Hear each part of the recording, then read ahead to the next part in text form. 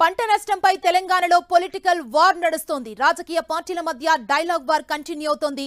పంటలు దెబ్బతిని రైతులు ఆందోళన చెందుతుంటే కాంగ్రెస్ నేతలు ఢిల్లీ చుట్టూ ప్రదక్షిణలు చేయడానికే సరిపోతున్నారని బీఆర్ఎస్ వర్కింగ్ ప్రెసిడెంట్ కేటీఆర్ విమర్శించారు.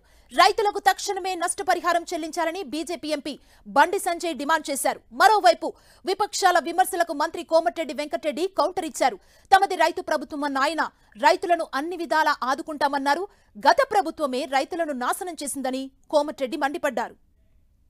తెలంగాణ రాష్ట్రంలో వివిధ ప్రాంతాల్లో రైతులు పంట నష్టం జరిగి ఇబ్బందులు గురవుతా ఉన్నారు. ఇవాళ ఆపదప్పుడు వచ్చి చూడడము పోవడం తప్ప గతంలో ఉన్నటువంటి టీఆర్ఎస్ పార్టీ ప్రభుత్వం అప్పుడున్నటువంటి ముఖ్యమంత్రి పంట నష్టం జరిగితే రాడు, ఎక్కడో ఒకడికి వస్తాడు.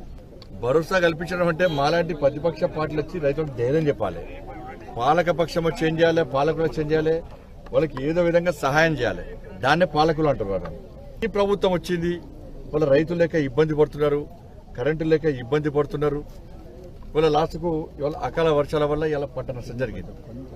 ఈ ప్రభుత్వం ఏం చేసింది, కనీసము ఇప్పుడన్నా ఈ నష్టపోయిన రైతులకు కనీసం ఎకరానికి ఎంత ఇస్తారో చెప్పండి. పుట్ల ధాన్యం పండించేటువంటి రైతులు ఆ పంటల్ని జీవాలకు మేపాలంటే ఎంత బాధ, ఎంత శోకం, ఎంత వేదన ఉండాలి రైతుకు. తన కళ్ళ ముందే తన పంట పోతా ఉంటే ఇన్ని జరుగుతున్నాయి.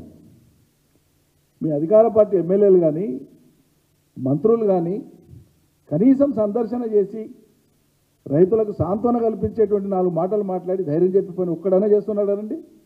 ఏం జరుగుతుంది ఈ రాష్ట్రంలో? అసలు రైతులు పట్టించుకుంటాడు ఎవడు ఉండడా?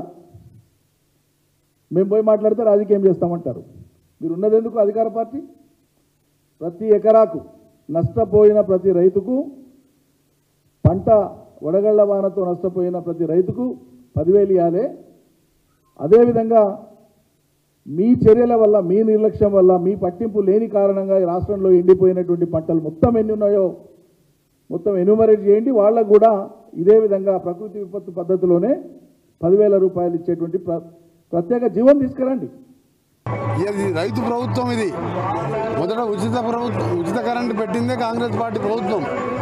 ఇవాళ కరువు వచ్చిందని నిన్న 10 ఏళ్ళు మినిస్టర్గా ఉన్నోళ్ళు మీరు 10 ఏళ్ళు పాపాలు చేస్తే ఆ పాపాల పుణ్యమే ఇవాళ కరువు.